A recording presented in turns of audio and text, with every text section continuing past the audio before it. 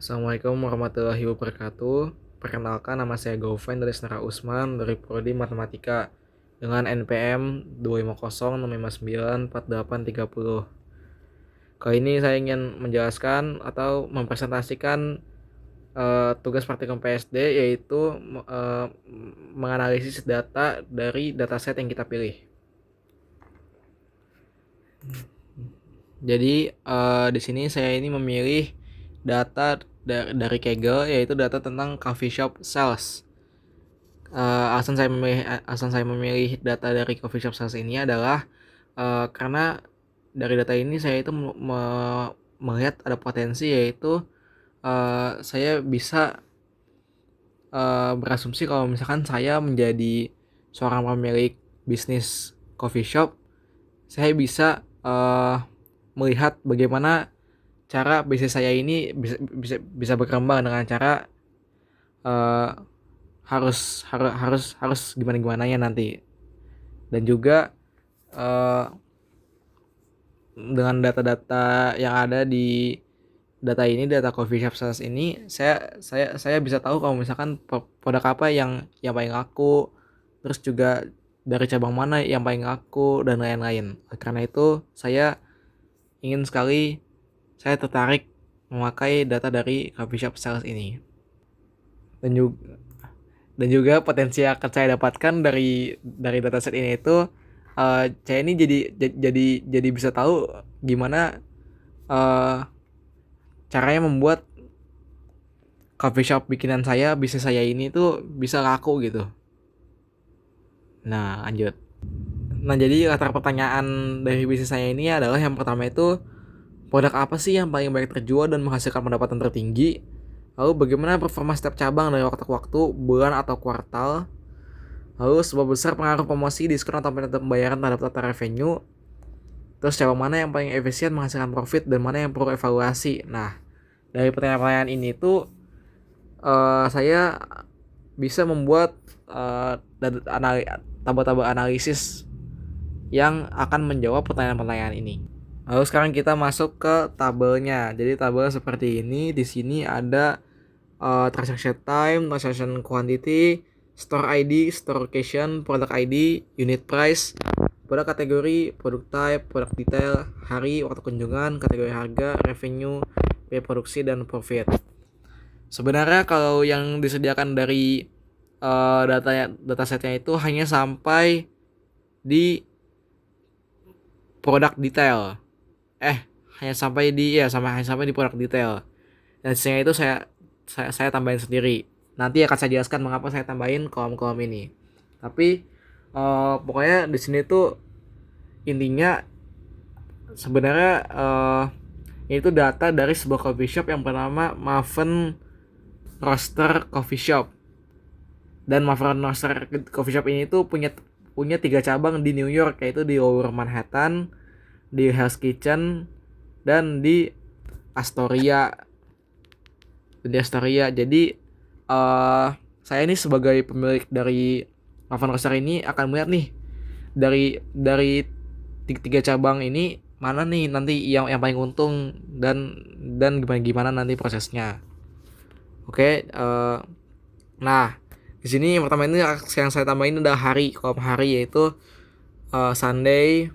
Ya, kalau misalnya kita skor terus nanti bisa ada Saturday, Sunday lagi, Monday, terus sampai Saturday. Nah, alasan saya menambah kolom hari ini adalah agar saya itu bisa tahu di hari apa sih nih biasanya orang-orang tuh yang paling banyak mengunjungi coffee shop saya gitu. Di hari apa sih biasanya orang yang paling menguntungkan gitu. Dan ini saya buat berdasarkan tanggal yang ada di sini, yang ada di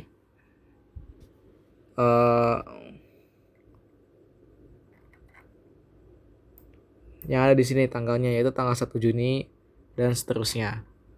Data ini mengambil tanggal dari 1 Juni 2023 sampai 30 dari 1 Januari 2023 sampai 30 Juni 2023, dan ada 14.000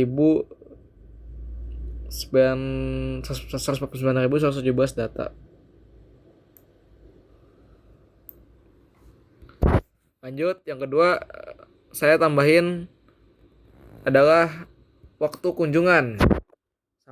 Sama kayak tujuan saya mengenal hari, yaitu saya ini ingin melihat nih di waktu kapan coffee shop saya itu yang paling ramai didatangi pengunjung. Jadi saya tahu kalau misalkan oh ternyata pengunjung itu paling sering pas pagi-pagi, pas siang atau pas sore gitu.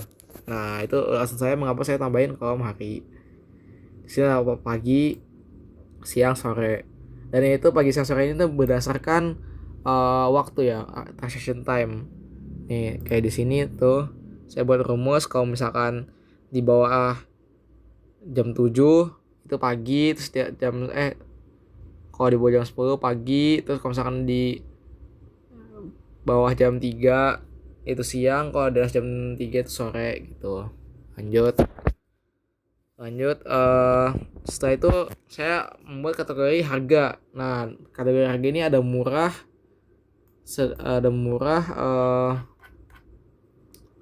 sedang dan premium. Murah, premium dan sedang. Nah, alasan saya menambah kolom ini itu biar saya tahu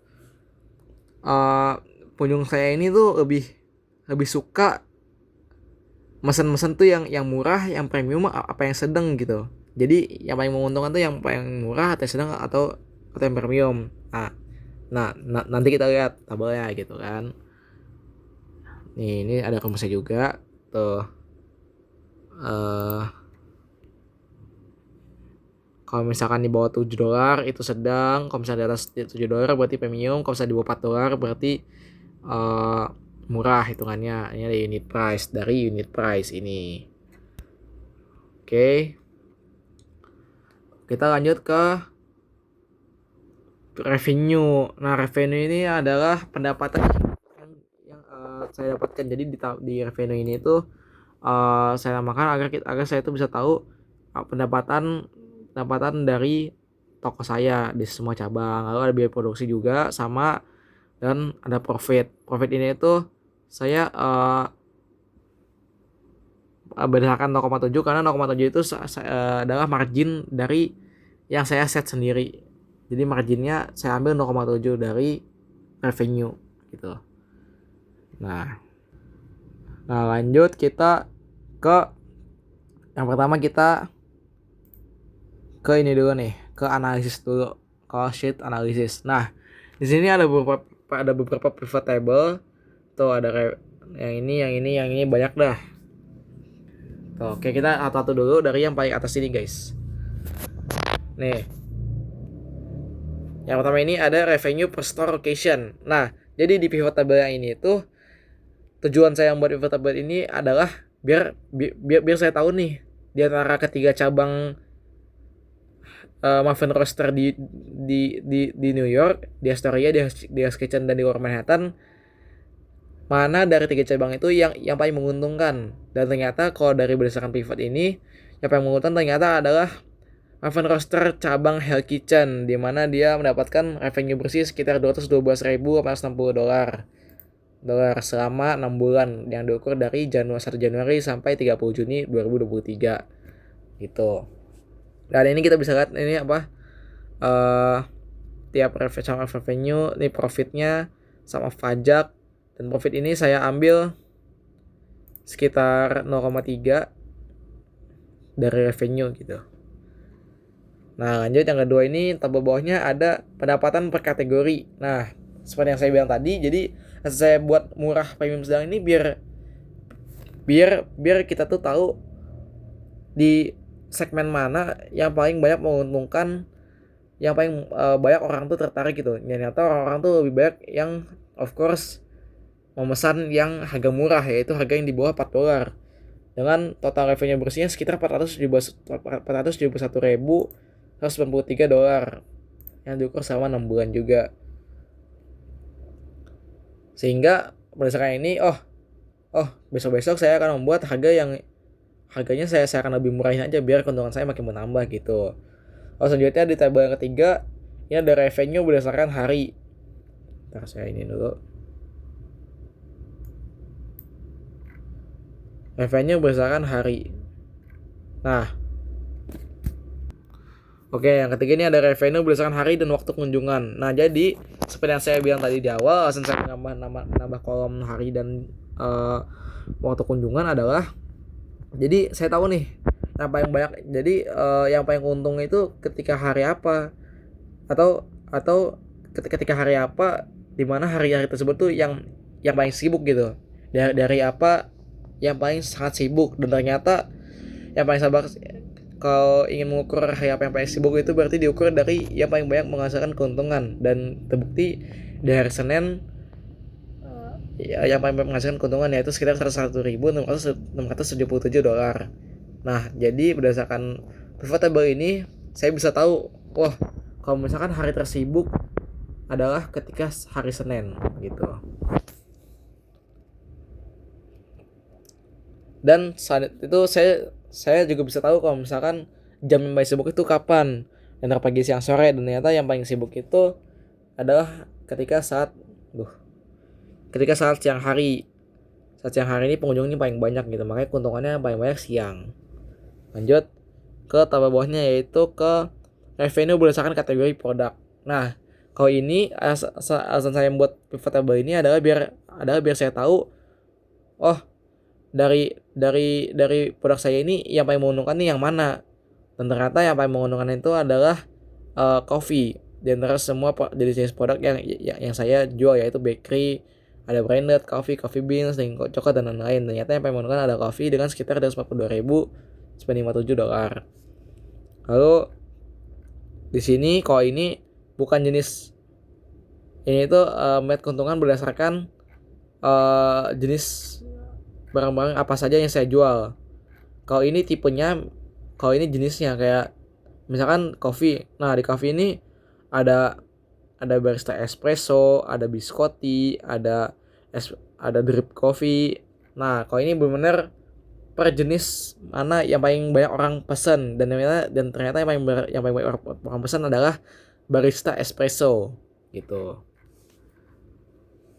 Nih kayak gini. Nah, ini sama tuh. Oh, ini profit, yang ini revenue. Nah, di sini saya juga membuat sizer. Ini biar lebih mudahkan aja. Misalkan saya ingin nyari